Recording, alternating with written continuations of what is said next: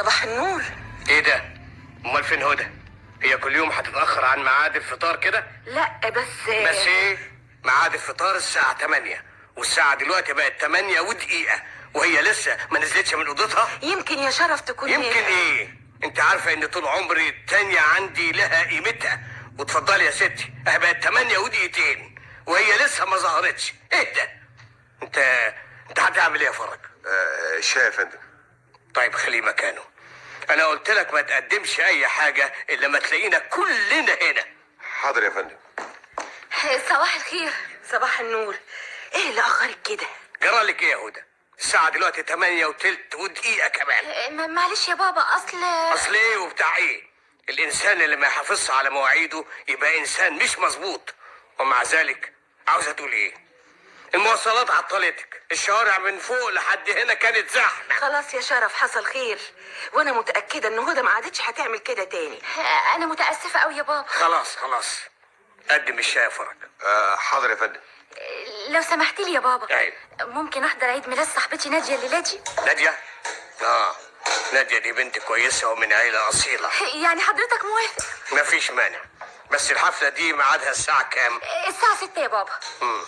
وهتخلص الساعه كام؟ 8 ونص. 8 ونص. ده كلام يتقال؟ الفرق بين 8 و8 ونص 30 دقيقة بحالهم. نص ساعة ممكن الطيارة تعدي فيها من بلد لبلد تانية. النص ساعة دي ممكن يتولد فيها كم ألف طفل ويموت فيها كم ألف إنسان. يا بنتي ما انت عارفة ابوكي، يا 8 يا 8 ونص. خلاص انا اسفة، 8 ونص. والمسافة بين بيتهم وبيتنا نص ساعة، يعني تبقي هنا الساعة 9 بالثانية. حاضر يا بابا. أنا مش عارف انتوا هتعرفوا قيمة الوقت ده امتى. عن إذنكم. بس انت لسه ما كملتش فطارك. مش مهم، الوقت المخصص للفطار انتهى. بصراحة بقى يا ماما، بابا في حكاية الوقت دي مش معقول ابدا. ما هو طول عمره كده يا هدى، ودي حاجة خدنا عليها من زمان. ده لو وقت حلاقة دقنه خلص وهو حالق نص دقن، يقوم ويسيب النص التاني زي ما هو. سيب كل حاجة زي ما هي يا تسوقي. طب ألمع البنورة دي؟ مش هتلحق، الساعة دلوقتي 9 الا دقيقة، 9 بالظبط هتلاقيه داخل هنا. دول مش هياخدوا حاجة، يمكن يتأخر. الأستاذ شرف ما يعرفش يتأخر، أنا بقالي 15 سنة بشتغل معاه وعمره ما اتأخر ثانية واحدة. صباح الخير. صباح النور يا فندم. انت واقفة هنا ليه؟ لا ولا حاجة يا فندم ولا حاجة. طب اتفضل مع السلامة، خلينا نشوف شغلنا.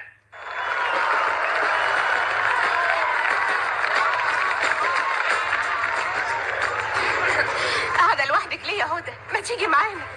حالا يا نادي. يا ترى الآنسة تسمح لي؟ متأسفة، أنا ما بحبش الرقص. ولا أنا كان قصدي تسمحي لي أقعد هنا. اتفضل. متشكر يا آنسة هدى. أفندم؟ ما تستغربيش، حضرتك طبعا ما تعرفنيش، بس أنا أعرفك كويس قوي. حضرتك الآنسة هدى بنت الأستاذ شرف الدين المحامي، وأنا فريد شلاطة. شلاطة؟ اسم غريب مش كده؟ مش حكاية غريب، أنا بس متهيألي إن أعرف حد بالاسم ده. أكيد قريتيه على اليافطة اللي كانت متعلقة على الفيلا وهي بتتبني. الفيلا اللي قصادنا على طول. مظبوط.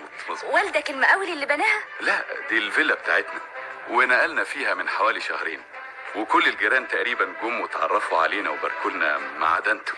معلش اصل بابا ما بيحبش يختلط بحد، مع انه يعني المفروض اني اقوم اروح دلوقتي حالا. متاسفه قوي، عن اذنك اسلم على نادي قبل ما امشي. حضرتك معاكي عربيه؟ لا. طب اوصلك؟ متشكره ومتاسفه في الوقت نفسه، اصلي لازم اكون في البيت الساعه 9 بالظبط. ما احنا بالعربيه هنوصل بالكتير قوي 9 الا تلت. ما هو التلت ده بقى هو المشكله. لحظة واحدة يا معلم. الو. مساء الخير يا بابا، لو سمحت بص في ساعة حضرتك. 9 بالظبط. وانا كمان لسه داخلة البيت. عظيم، او كده تبقي صحيح بنتي. تصور حضرتك يا بابا ان نادية لا انا ما عنديش وقت تحكي لي حاجة.